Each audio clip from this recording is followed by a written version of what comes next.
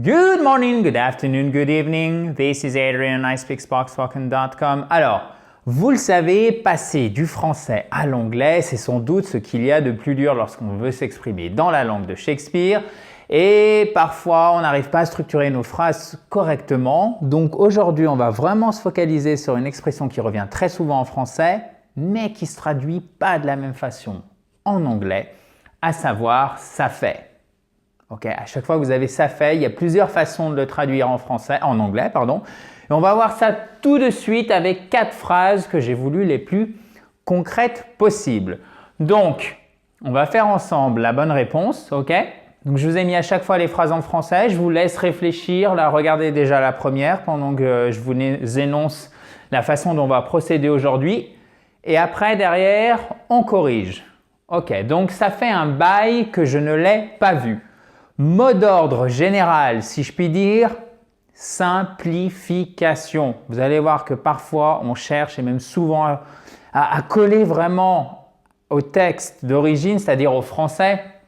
Quand je dis au texte, évidemment, c'est à l'écrit, mais ça marche de la même façon à l'oral. Et on se complique les choses, on se complique la vie. Alors parfois, en simplifiant, on arrive exactement au même résultat sans faire de faute, chers amis. Vous aurez noté toute la différence. Ça fait un bail que je ne l'ai pas vu. Pour dire « ça fait un bail », eh bien, vous pouvez tout simplement dire, je vous donne un indice, ça fait longtemps. Okay.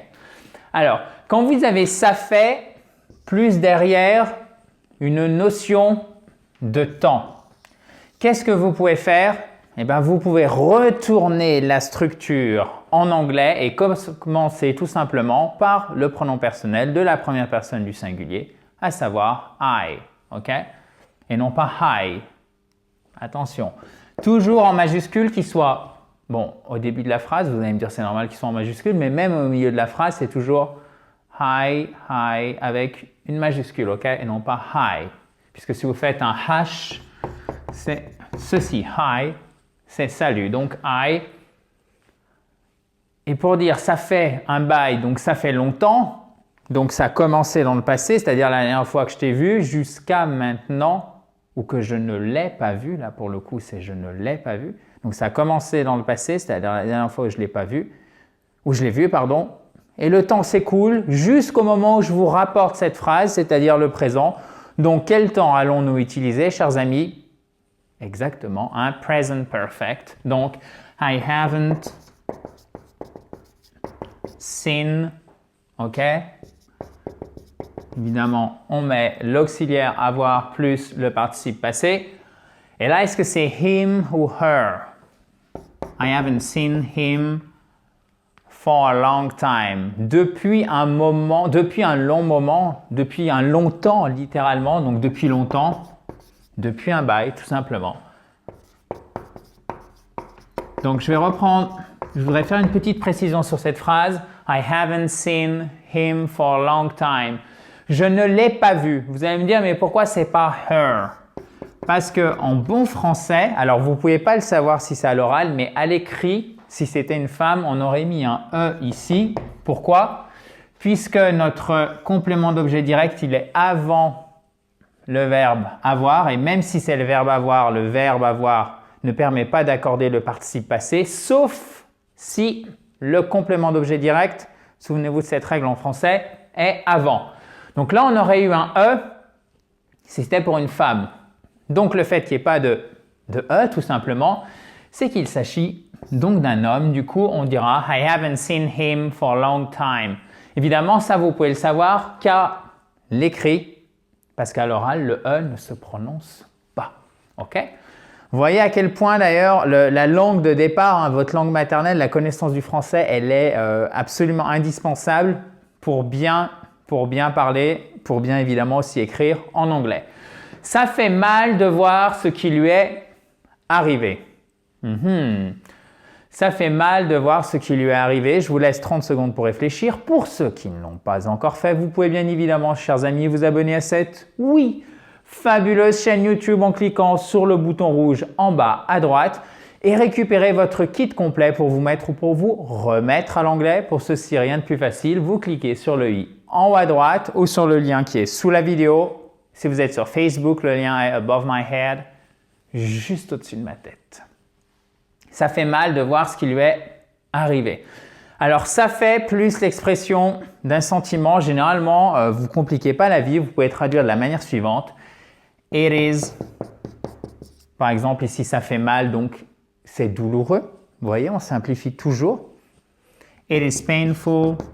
Alors évidemment, vous allez me dire, ok, mais j'aurais eu quand même du mal à trouver la structure simple, etc. Eh bien, c'est tout l'objet de ces vidéos. Ça se fait petit à petit. Hein. Ce n'est pas 0 ou 1. C'est vraiment un travail de fond, donc un travail de moyen et long terme.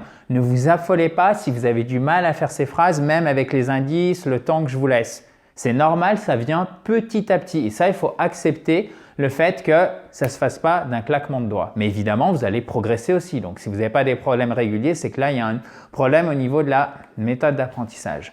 It is painful to see. Alors, ce qui lui est arrivé. Quand on dit, vous voyez, on emploie un français ici. Un présent simple en français.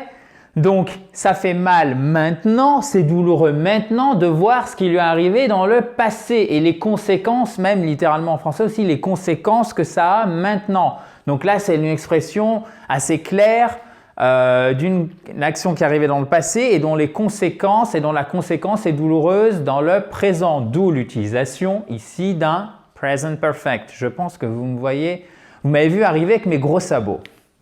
It is painful to see what has happened to him. Okay? It is painful to see what has happened to him. Bon, là j'ai choisi aussi par convention d'utiliser un masculin. It is painful to see what has happened to him. Est-ce que c'est clair pour vous? It is painful, pas painful, painful, ok?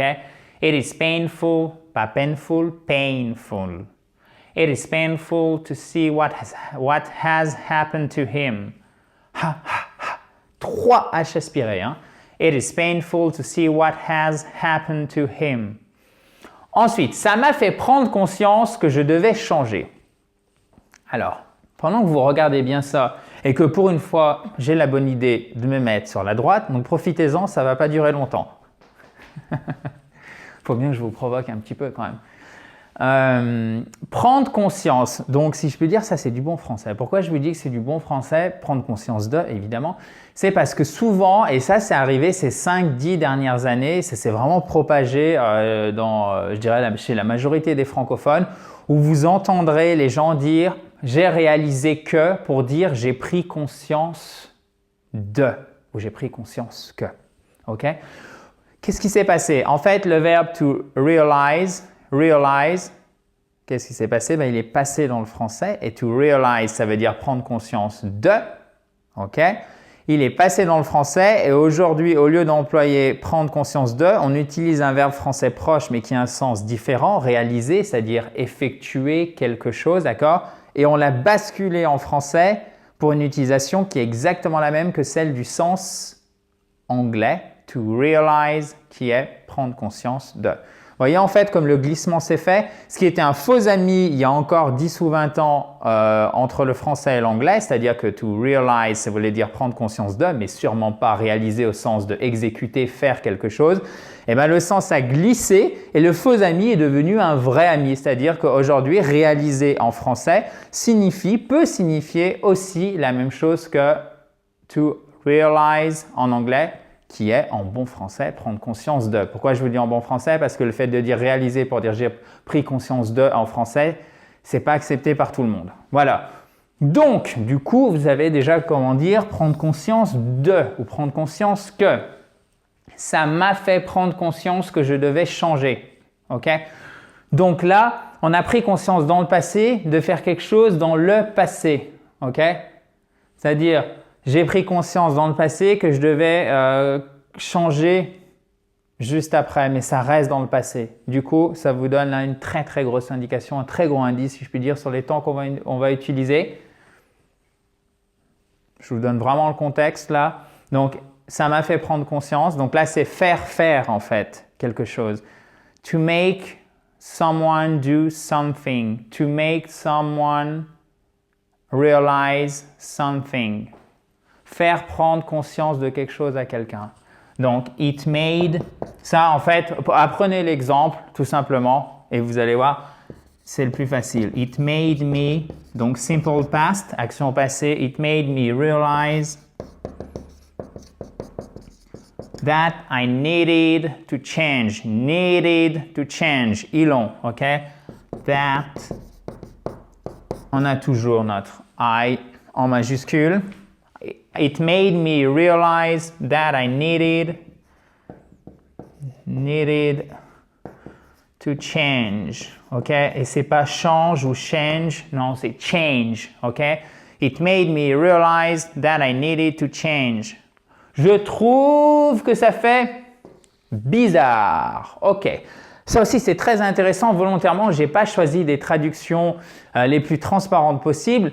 C'est ces petites choses qui sont en français, vous comprenez, je trouve, pour vous, c'est exactement la même chose de dire en gros, je donne mon opinion à propos de ça, d'accord? Donc, je pense que, là, je vous ai aidé.